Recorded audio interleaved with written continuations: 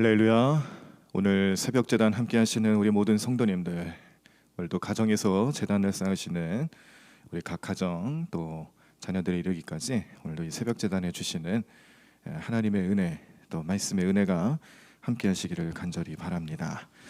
우리 다 같이 사도신경하심으로써 우리의 신앙을 함께 고백하시겠습니다. 전능하사 천지를 만드신 하나님 아버지를 내가 믿사오며 그 외아들 우리 주 예수 그리스도를 믿사오니 이는 성령으로 잉태하사 동정녀 마리아에게 낳으시고 본디오 빌라도에게 고난을 받으사 십자가에 못 박혀 죽으시고 장사한 지 사흘 만에 죽은 자 가운데서 다시 살아나시며 하늘에 오르사 전능하신 하나님 우편에 앉아 계시다가 저리로서 산자와 죽은 자를 심판하러 오시리라. 성령을 믿사오며 거룩한 공예와 성도가 서로 교통하는 것과 죄를 사하여 주시는 것과 몸이 다시 사는 것과 영원히 사는 것을 믿사옵나이다. 아멘. 오늘 우리들이 함께 보실 하나님 말씀은 베드로전서 2장입니다.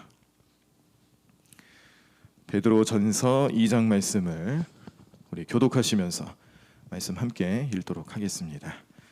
신약성경 378쪽에 나와 있습니다. 베드로전서 2장 말씀,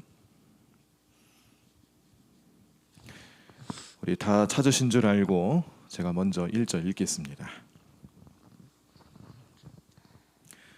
그러므로 모든 악독과 모든 기만과 외식과 시기와 모든 비방하는 말을 버리고 갓난 아기들 같이 순전하고 신령한 젖을 사모하라. 이는 그로 말미암아 너희로 구원에 이르도록 자라게 하려 함이라. 너희가 주의 인자하심을 맛보았으면 그리하라. 사람에게는 버림바가 되었으나 하나님께는 택하심을 입은 보배로운 산 돌이신 예수께 나아가 너희도 산 돌같이 신령한 집으로 세워지고 예수 그리스도로 말미암아 하나님이 기쁘게 받으실 신령한 제사를 드릴 거룩한 제사장이 될지니라. 성경에 기록되었으되 보라 내가 택한 보배로운 모퉁이 돌을 시온에 두노니 그를 믿는 자는 부끄러움을 당하지 아니하리라 하였으니 그러므로 믿는 너희에게는 보배이나 믿지 아니하는 자에게는 건축자들이 버린 그 돌이 모퉁이의 머릿돌이 되고 또한 부딪히는 돌과 걸려 넘어지게 하는 바위가 되었다 하였느니라. 그들이 말씀을 순종하지 아니하므로 넘어지나니 이는 그들을 이렇게 정하신 것이라. 그러나 너희는 택하신 족속이요 왕 같은 제사장들이요 거룩한 나라요 그의 소유가 된 백성이니 이는 너희를 어두운 데서 불러내어 그의 기이한 빛에 들어가게 하신 이에 아름다운 덕을 선포하게 하려 하심이라. 너희가 전에는 백성이 아니더니 이제는 하나님의 백성이요 전에는 긍휼을 얻지 못하였더니 이제는 긍휼을 얻은 자니라. 사랑하는 자들아 거류민과 나그네 같은 너희를 권하노니 영혼을 거슬러 싸우는 육체의 정욕을 제어하라. 너희가 이방인 중에서 행실을 선하게 가져 너희를 악행한다고 비방하는 자들로 하여금 너희 선한 일을 보고 오시는 날에 하나님께 영광을 돌리게 하려 함이라. 인간의 모든 제도를 주를 위하여 순종하되 혹은 위에 있는 왕이나 혹은 그가 악행하는 자를 징벌하고 선행하는 자를 포상하기 위하여 보낸 총독에게 하라. 곧 선행으로 어리석은 사람들의 무식한 말을 막으시는 것이라. 너희는 자유가 있으나 그 자유로 악을 가리는 데 쓰지 말고 오직 하나님의 종과 같이 하라. 묻 사람을 공경하며 형제를 사랑하며 하나님을 두려워하며 왕을 존대하라.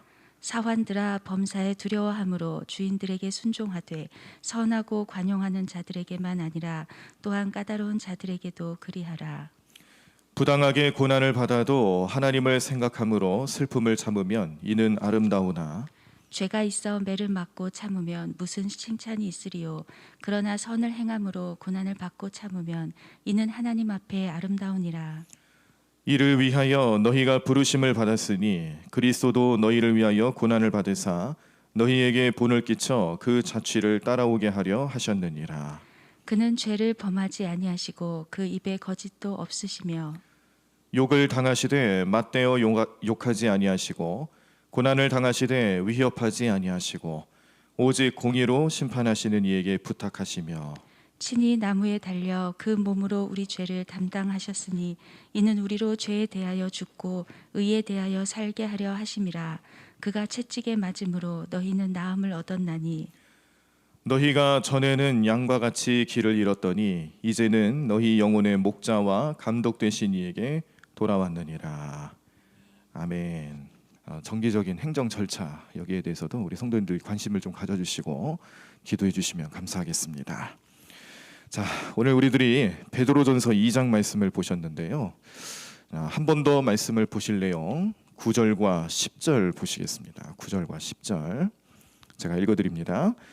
그러나 너희는 택하신 족속이요 왕 같은 제사장들이요 거룩한 나라요 그의 소유가 된 백성이니 이는 너희를 어두운 데서 불러내어 그의 기이한 빛에 들어가게 하신 이의 아름다운 덕을 선포하게 하려 하심이라. 너희가 전에는 백성이 아니더니 이제는 하나님의 백성이요 전에는 긍휼을 얻지 못하더니 이제는 긍휼을 얻은 자니라. 아멘. 자, 2장 말씀 전체 내용 중에 이제 9절 말씀에 들어가면서 이 앞부분에 접속사로 그러나라는 표현이 나옵니다. 우리가 이렇게 그 문장을 접하게 될 때 어떤 문장이 또 어떤 단어들이 쓰여지는가에 따라서 그 문장의 분위기를 좀 가늠할 수 있는 내용들이 다 함축돼 있죠. 그러니까 그러나라는 표현을 썼다라는 것은 무슨 의미냐? 이전에는 이러이러한 상태였는데 이제는 그렇지 않다라는 것을 이 그러나라는 말에 다 들여가게 한 거죠. 자, 그러면 이전에는 어떤 상태였을까? 지금 이 상태는 어떤 상태였을까? 아마도 지금 이 베드로전서 편지를 받아보고 있는 베드로의 편지를 받아보고 있는 이 초대교회의 현실은요, 극심한 박해가 이루어지고 있는 그런 시대였습니다. 네로 황제의 박해로 추측을 할 수가 있고, 이 극심한 박해, 고난 이런 것들로 인하여서 교회와 성도들이 점점 이 소망을 잃어가기 시작을 하는 거예요. 베드로는 소망을 잃어가는 이 그리스도인들에게 용기를 주기 위해서 편지를 쓰는 겁니다. 그 소망은 어떤 소망이겠습니까? 세상 살아가면서 안전하고 건강하고 부와 명예를 얻고 그런 소망인가요? 절대 그렇지가 않죠. 그래서 우리 교회가 성도들이 추구해야 되는 소망은 그런 세상적인 썩어질 것을 추구하는 그런 소망이 아니다라는 것을 오늘 우리는 다시 한번 또 깨닫습니다. 그러면 무슨 소망이냐?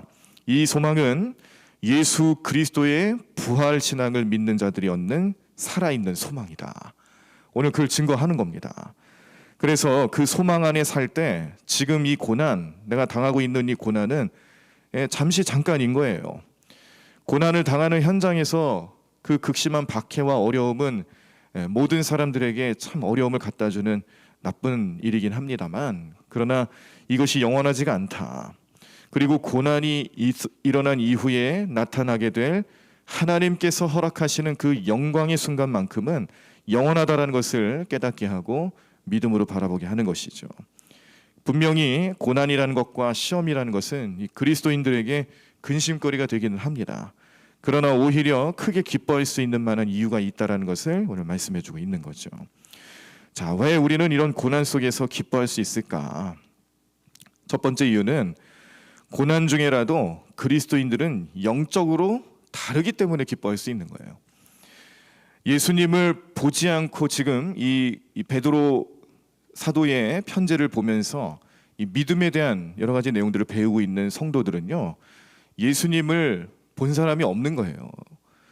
이 베드로 사도는 예수님의 제자로서 같이 살고 동고동락하면서 배우고 깨달은 바가 된 그런 제자로 사도로 그렇게 살아갔지만, 베드로의 편지를 받아보고 있는 교회의 성도들은 대부분 예수님이 누군지 몰랐는데, 그런데 증언하고 또 깨닫게 하고 전도하면서 또 사도들을 만나면서 예수님을 그 말씀을 통해서 전해 듣고 예수님을 믿게 되는 사람들이 대부분입니다. 보지 않았는데 믿음을 가진 거예요. 그래서 그 영혼이 구원받게 됐다는 것을 깨닫게 하는 거죠.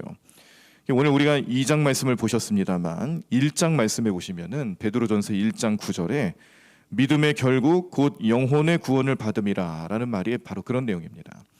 예수님을 직접 만나보고 또 대화를 나눠본 적도 없고 그렇게 살아본 적은 없지만 그러나 사도들의 증언과 성도들의 전도 또 말씀에 나타나 있는 그런 증거들을 하나하나씩 듣고 깨달으면서 믿음을 가지게 되었다. 그래서 영적인 원리를 놓고 봤을 때 완전히 다른 삶을 살아가는 거죠.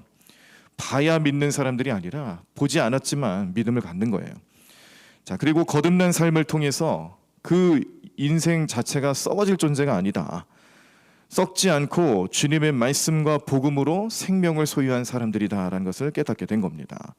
역시 이 말씀도 1장 말씀에 나오는데 23절에서 25절에 보면 너희가 거듭난 것은 썩어질 씨로 된 것이 아니요 썩지 아니할 씨로 된 것이니 살아있고 항상 있는 하나님의 말씀으로 되었느니라. 그러므로 모든 육체는 풀과 같고 그 모든 영광은 풀의 꽃과 같으니 풀은 마르고 꽃은 떨어지되 오직 주의 말씀은 세세토록 있도다 하였으니 너희에게 전한 복음이 곧 이 말씀이니라. 아멘. 복음이라는 것은 썩어질 것이 아니고 영원한 생명을 뜻하는 것이기 때문에 그 복음, 그 생명을 소유하고 있는 성도들은 썩어질 것으로 남지 않는다. 영원한 삶을 얻고 생명을 얻고 있다라는 것을 먼저 증언한 겁니다. 이걸 믿는 거죠. 그래서 복음 안에서 사는 모든 그리스도인들은 하나님 앞에서 존귀한 자다. 그리고 그 존귀한 자로서 사명을 가지고 있는 사람이라는 것을 깨닫게 합니다. 오늘 우리가 함께 보셨던 다시 한번 보셨던 9장과 10장 말씀이 그 내용을 증언하는 거죠. 그 세 가지로 정리가 되는데 우리 복음 안에서 살아가는 성도들은 어떤 삶을 살아가느냐? 첫 번째, 너희는 택하신 족속이다. 하나님께서 특별히 선택하시고 택하시고 구별하신 그런 백성이라는 거예요. 하나님께서 그 백성을 사랑하시고 또 그 백성을 통하여서 무슨 일을 해 나가실지 알려주시는 여러 가지 내용들을 이 택하신 족속을 통해서 깨닫게 됩니다. 자, 그리고 왕 같은 제사장이라고 그랬어요. 왕 같은 제사장이라고 할 때 이 말 속에서는 역시 이 예수 그리스도를 향한 하나님의 뜻이 함께 포함이 되어 있는데 무슨 내용이냐? 우리가 지난 수요일의 말씀을 다니엘 말씀을 보시면서 기름 부음 받은 자에 대해서 조금 깊이 있게 좀 봤습니다. 기름 부음 받은 자. 히브리어로는 메시아, 헬라어로는 그리스도 이렇게 표현을 해요. 그게 기름 부음 받은 자라는 뜻이에요. 자, 그런데 부음을 받을 수 있는 직책이 따로 있다라는 거죠. 어떤 사람, 모든 사람이 부음을 받을 수 있는 게 아니라 따로 있다라는 거예요. 따로 있다라는 것은 모든 사람 중에서 극히 일부가 택함을 받았다는 뜻이죠. 그래서 어떤 사람들이 기름 부음을 받느냐? 먼저는 왕입니다. 왕을 세울 때 기름을 부어요. 그래서 이스라엘의 초대 왕이었던 사울 왕을 세울 때도 사무엘 선지자가 사울 왕을 찾아가서 하나님의 뜻을 전하고 그리고 기름을 부음으로써 그를 왕으로 세우게 되죠. 다윗도 마찬가지였고 그 뒤로 나타나는 왕들은 자기가 왕이 됐다. 그리고 이런 그 왕을 선포하는 그런 예식 가운데 이 기름 부음 받는 그런 순서를 항상 갖습니다. 왕이 기름을 부음 받을 수 있는 자격이 있어요. 두 번째는 제사장이 받을 수 있습니다. 제사장. 그래서 예배를 통해서 하나님의 뜻을 선포하고 또 백성들과 하나님 사이에서 이 죄의 권세로부터 해방을 얻기 위해 여러 가지 뜻을 전하며 또 이렇게 하나님 백성으로 삼아가기 위해서 가르치고 또 영적인 리더로서 힘을 다하는 제사장. 이 제사장들을 세울 때도 기름을 부어주죠. 또 하나는 선지자입니다. 선지자에게 기름을 부어주는 거예요. 그래서 이 세 가지 조건을 다 갖추신 분이 메시아 그리고 그리스도다. 누굽니까? 예수님이죠. 예수님이 기름 부음 받은 자로서 성경에서 말하는 모든 조건들을 다 가지고 있는 분으로 표현이 되고 있어요. 그래서 다니엘 말씀 9장 말씀을 보실 때 거기 기름 부음 받은 자라는 표현이 나오면 그것은 무슨 의미냐? 그러면 예수님을 뜻하는 것이구나. 그렇게 생각하시면 되죠. 그래서 오늘 베드로전서 2장 말씀에서도 우리를 향해서 너희는 왕 같은 제사장이다. 기름 부음 받은 자로서의 영적인 의미를 부여해 주시는 겁니다. 뭐겠습니까? 구별된 삶을 살아가는 것이고 거기는 사명이 있다. 그냥 기름 부음 받는 게 아니라는 거죠. 사명이 있기 때문에 기름을 부어 주시는 거예요. 자, 그렇게 해서 우리가 이뤄야 될 여러 가지 사명은 무엇인가? 거룩한 나라, 하나님의 소유가 된 백성이 되어라. 거룩한 나라를 이뤄가고 하나님의 소유가 된 백성으로서의 삶을 살아가면서 가르침을 주고 명령하고 깨달음을 얻게 하는 것은 이 세대를 본받는 자들이 아니라 하나님 나라를 소유하고 천국 백성으로서의 삶을 살아가면서 그렇게 구별된 자로서 하나님 뜻을 이뤄가는 그런 참된 그리스도인들이 되어야 된다는 것을 이 존귀한 사명자로 표현하고 있는 겁니다. 그런데 이 모든 것이 어떻게 해서 가능하게 되느냐? 예수님의 희생과 사랑이 있었기 때문에 가능했다는 것을 또 가르쳐 주죠. 자, 오늘 베드로전서 2장 말씀에 24절을 보시겠습니다. 24절, 25절 제가 읽어드립니다. 친히 나무에 달려 그 몸으로 우리 죄를 담당하셨으니 이는 우리로 죄에 대하여 죽고 의에 대하여 살게 하려 하심이라. 그가 채찍에 맞음으로 너희는 나음을 얻었나니 너희가 전에는 양과 같이 길을 잃었더니 이제는 너희 영혼의 목자와 감독 되신 이에게 돌아왔느니라. 아멘. 이렇게 우리를 왕 같은 제사장으로 삼으시고 택하신 족속으로 삼으시고 거룩한 나라다, 하나님의 소유가 된 백성이다라고 말씀을 주시면서 우리의 삶 자체, 우리 인생 자체를 구별해 주시는 하나님 은혜, 그 은혜는 긍휼입니다. 긍휼. 죄로 인하여서 썩어져갈 인생들을 심판의 대상으로 보시는 게 아니라 긍휼의 대상으로 보셨기 때문에 이 모든 일이 가능해졌다라는 거죠. 그 긍휼은 하나님의 사랑으로 십자가에서 확증이 됐습니다. 그 십자가 사랑이 오늘의 나를 만들었고 나에게 구원을 선포하고 내가 하나님 백성이 될 수 있다는 것을 항상 말씀하며 확증한다는 것을 꼭 기억하시고 믿음으로 바라보시는 우리 성도님들 삶이 되기를 간절히 축원합니다. 긍휼이라는 것은 하나님의 은혜로, 하나님의 전적인 은혜로 사랑으로 나타나는 것이죠. 그래서 이 긍휼 앞에서 우리는 하나님 백성이 됐고 긍휼을 얻는 자로서 하나님의 놀라운 능력과 은혜로 살아가게 되었다라는 것을 깨달을 때 여기는 그냥 이루어지는 게 아니라 대가가 있었습니다. 예수님이 우리를 대신하여서 고통을 당하시고 십자가를 지시고, 오늘 말씀에는 나무에 달렸다고 했는데 이 나무에 달렸다는 말이 십자가를 뜻하는 거예요. 십자가에 달려서 우리 죄를 사해 주시고 우리 죄값을 다 대신 치러 주시고 그로 인하여서 우리는 나음을 입고 깨끗함을 입고 유리방황하는 그런 백성들, 세상에서 어디로 가야 할지 알지 못한 채로 방황하는 그런 영혼들이 아니라 분명히 우리가 가야 될 방향을 알고 있죠. 우리는 본향을 향해 나가는 자들이고요, 복음을 위해서 살아가는 자들이고요, 또 하나님 백성으로서의 사명자로서 그렇게 거룩한 존재로 거듭나서 살아가고 있다는 것을 깨닫게 합니다. 이 모든 게 하나님의 긍휼이다. 긍휼이라는 것은 좀 더 의미 있게 설명을 한다라면은 할 수 있는데 하지 않는 걸 말하는 거예요. 하나님께서 우리 모든 죄인들, 인류를 심판하시고 정죄하시고 이 모든 마치 노아의 때처럼 물로 심판하고 또 소돔과 고모라 땅의 때처럼 불로 심판할 수도 있고 또 하나님이 큰 나라를 일으켜서 하나님 백성들을 심판하실 수 있고 그런 심판의 하나님으로서 나타나실 수 있는 충분한 내용과 자격과 조건이 있음에도 불구하시고 우리를 사랑하시기 때문에 할 수 있는데도 불구하고 하지 않는 것을 긍휼이라는 말로 표현하는 거예요. 그래서 오늘 우리는 살아가는 모든 은혜와 모든 이 복음으로 살아가는 성도들의 삶의 이유들은 다 오직 하나님의 은혜로 가능한 일이다. 그리고 긍휼한 은혜를 베풀어 주심으로써 하나님께서는 사람들을 얼마나 불쌍히 여기고 계시는가, 그리고 그 불쌍히 여기는 마음과 사랑은 조건이 있는 게 아니란 거예요. 이미 예수님이 십자가에 달려 돌아가심으로써 조건은 다 무의미해졌습니다. 예수님 믿기만 하면 돼요. 예수님이 나의 죄를 용서하시기 위해서, 나를 구원하시기 위해서 십자가 달려 돌아가셨다는 사실을 믿기만 하면 우리도 다 그 긍휼의 대상이 된다는 겁니다. 또 긍휼하신 하나님의 은혜는 이 모든 것이 이러한 십자가 사랑과 은혜 없이는 불가능한 것인데 그러나 가능하게 만들었다는 것을 깨닫게 하시죠. 그래서 우리는 날마다 하나님의 긍휼하심 앞에서 감사, 찬송, 영광 올려드리며 그 긍휼을 따라 살아가는 인생들이 되셔야 됩니다. 우리도 긍휼을 베풀어야 하고 긍휼한 마음을 소유하셔야 되고 다른 사람들을 사랑으로 바라보시면서 그 영혼을 소중히 여기시는 하나님의 마음을 알고 때로는 섬겨야 하고요, 때로는 복음 전해야 하고요, 때로는 그들을 위해서 밤낮 눈물 흘려가며 기도도 해야 되고요, 때로는 그들이 함께 구원받는 자로서 거듭날 때까지 최선을 다해서 우리 모든 것을 바칠 수 있는 그런 성도들이 되셔야 된다는 것을 깨닫게 하십니다. 긍휼한 마음을 통해서 우리를 구원해 주셨듯이 오늘도 우리는 그 하나님의 긍휼을 통해서 복된 인생, 사명 있는 삶을 살아가시면서 주님의 뜻을 선포하고 또 은혜를 체험하고 그 은혜 속에서 날마다 자유하시는 저와 여러분들의 삶이 되시기를 간절히 축원합니다.